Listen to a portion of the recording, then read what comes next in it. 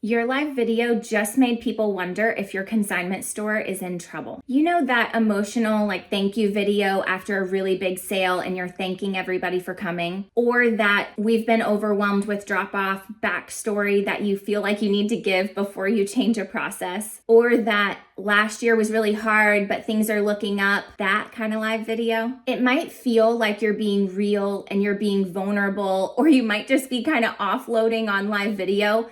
But what's really happening is your consignors, your shoppers, your audience watching actually feels like it's instability. Like your store was barely holding on, or maybe it still is barely holding on. And when people feel uncertain about something, they pull back. Not because they don't want to support you, but because they don't want to support something that feels fragile. In this video, I'm talking about messaging on live video and how we can shift the perspective from it being all about us and where we think we're being vulnerable and awesome and thankful and grateful. We're going to shift the messaging from us to all about what's working for them, the consignors, the shoppers. That's who matters here. Hey everyone, my name is Sarah Marshall. I'm your consignment coach. And to date, I have worked with over 400 consignment store owners on increasing their sales and foot traffic through Four Corners University monthly membership for consignment store owners. And we do that through teaching good systems. And in this video, we're talking about good messaging for your live video. I started this challenge in Four Corners University in late 2024, a live video challenge. And I have watched hundreds of live video from consignment store owners. Now, live video is something that I promote heavily, not live sales. So we're not talking about hour-long pull inventory and do the live sale game. We're talking about a specific strategy that I teach inside of Four Corners University. I've watched hundreds of these kind of live videos, which works when we have the right messaging. So what I see is store owners will say things like this: the store was really busy today. Thank you for coming out and shopping. Or they might say, we had such a great weekend. They might even talk about processes and systems that they're going to change because they're in Four Corners University making their systems better. But they talk about it like this. They'll say, we're changing this because it's going to help us with XYZ. Or we're changing this because we couldn't keep up with XYZ. Now, you might think that there's nothing inherently wrong with that, but I want to talk about how this messaging lands for the viewer and then how we can shift it the slightest little bit so that they feel like your store is stable, you are confident in the decisions that you're making, and they want to be part of something that's confident, that's working, and where they can see themselves in the process. Not you. They actually don't care so much about you. They care about how this is going to work for them. So when your live video has the messaging like, it was our best sales day ever, or thank you for coming out for our sale today, it was amazing, we sold so much stuff, it can actually land wrong for them. What they might be hearing is that you were barely making it and you finally had a decent day, or you're on this emotional high, which produces this feeling in them that's like you're a little bit unstable and you're running a business off of emotional reaction. Or even worse, they might feel like you're just patting yourself on the back. And that's not creating a feeling in them that's going to make them want to be a part of your business. It's actually just noisy and they just keep on scrolling. We want to not push them out of the story. We want to make them a part of the story. So let's do some reframing. We're gonna take two different scenarios here, and I'm gonna tell you what I'm hearing most store owners say, and then how we can reframe it to include our consignors and shoppers in the story and give that confident, stable, you want to be a part of this because it's working messaging. We might say, we had the best sales weekend ever. And instead, we want to say something like, we heard it all day. You said that this was our best sale ever. And because of that, we're going to plan another one for October. We can't wait. Or you might be saying something like, we're adjusting our drop-off process because it's not working as great as we think it should. And just be patient with us in the process. That is all about us. Let's make it more about them by saying something like, right now we're serving 15 to 20 consignors every day, And for us to be able to keep it this way, we want to update these processes so that it works better for you. It's fast, it's convenient, and you want to come in and drop off more. These are the same exact facts. In fact, we're telling them the same exact thing in both messages. The difference is one sounds like a business that we want to support and be a part of because we want to be part of something that is working for us.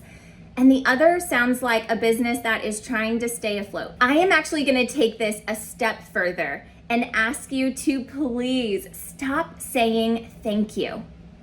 Now, that might sound a little crazy, but instead of saying thank you for coming out to shop today, or thank you for all of your support over the years, or any of that, let's still be grateful without changing the, underlying gratefulness. We want to show appreciation to our customers and our consignors, but we also don't want to come across like this might not have been working before, or it's finally now starting to work. You might want to be a part of it. It might sound like you need some validation, or that those sales that you're thanking them for is the only reason that your business is surviving this month. What we want to do instead is we want to make it about them. We want to talk about their wins. We want to talk about what they found in your store today. We want to talk about how the process is working for them. We really want to make it all about them. So let's celebrate with your audience instead of kind of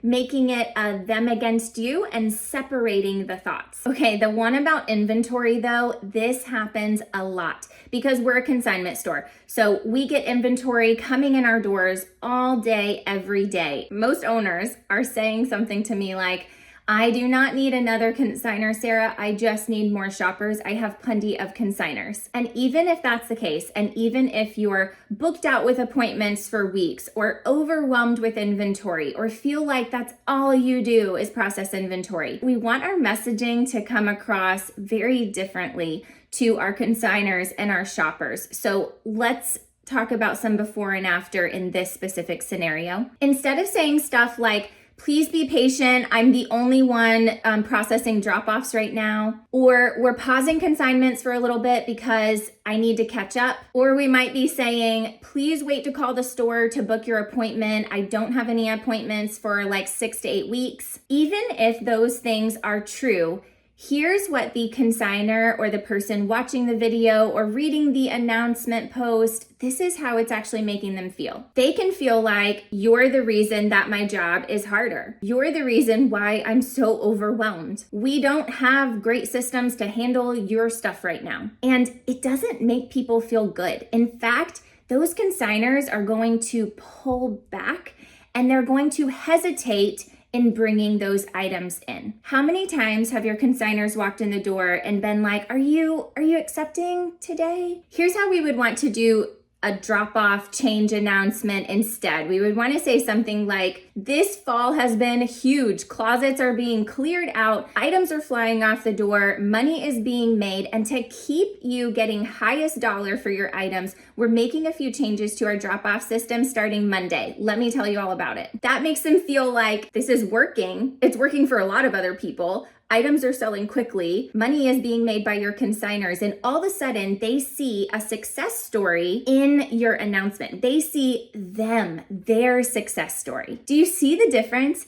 It's the same exact concept, it's just different messaging. One messaging allows the consignors to see their success, and the other one deters them from using your store because they're unsure if they're going to be successful. In fact, they think that they're bothering you or overwhelming you and that they're part of the problem. Another messaging kind of mishap is that your consignors and shoppers, they don't necessarily connect with numbers. So it's really cool, we think, to share as a consignment store owner, like the number of drop-offs we received today, the amount of payouts that we, gave. And I love this kind of testimonial marketing, but our consignors have no context in our shoppers. They have no context in what we're actually comparing that to because they're not the store owner. They're going to see themselves in a story. So instead of saying something like, we did $200 in sales today, or we had 50 people walk in our door today, what we want to say instead is, I had a consignor come in today and she was dropping off, but then she also found her wedding dress, you guys.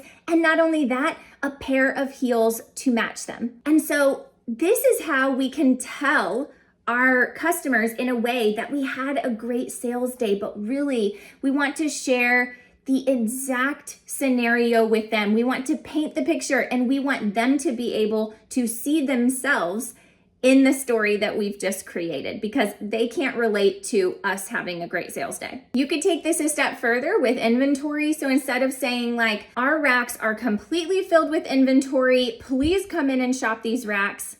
I've heard that too many times to count. We would want to say something like, our racks are so full of amazing pieces that you have brought in last week. We are so excited to be bringing these items to you, and we're working behind the scenes to get these items processed as fast as possible so that you can shop them and get the best deals. So we're still marketing in both of these. We're just making them the center of the story. We're making it more about them. We want to process the items so that they can see them and they can get the best deals instead of we're holding off on drop-offs because you have been too overwhelming for us. So I want to ask you that when you go to make your next live video or your next post, just ask yourself, are my consignors and shoppers, are my viewers going to see themselves in the story? Is this more about them or is it more about me? Am I thanking them, which might put off this vibe that we weren't doing so well before, or, you know, their money is the only reason that we're surviving right now? Is it giving those vibes, or is it allowing them to see themselves in the success story? Is it allowing them to see that we are confident, we are stable, our business is successful, our business is working for our consignors and shoppers? That, my friends, is what people want to be a part of. And my Four Corners University members are constantly hearing this type of messaging shifts from me because it's so important to creating that stable, confident business so that our sales and foot traffic can actually increase because people want to be a part of what's working. We want messaging that connects and builds relationship. We want messaging that sells and not deters. If you're ready to make that messaging shift and maybe even just work on your mindset around consignors and shoppers and your messaging in general, I would encourage you to come and join, because the more that you hear this and the more that I can hear you talk and I can shift just a couple things that you're saying, if I can review the emails you're releasing, review the posts that you're writing, review the graphics, if I can review your live videos, which I do in Four Corners University, then a whole lot can change for you with one little verbiage change. Come in and really get the support that you've been needing.